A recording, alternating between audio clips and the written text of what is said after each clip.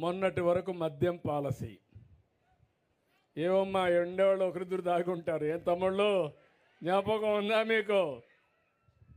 నేనైతే నా జీవితంలో ఎప్పుడూ చూడలేదు ఎవరిని. మద్యం అంతా వీళ్ళు, డిస్టిలరీస్ వీళ్ళే ఓనర్షిప్, అక్కడి నుంచి హోల్సేల్ వీళ్ళే, రీటైల్ వీళ్ళే, షాపులో అమ్మేది వీళ్ళే, కల్తీ చేసేది వీళ్ళే.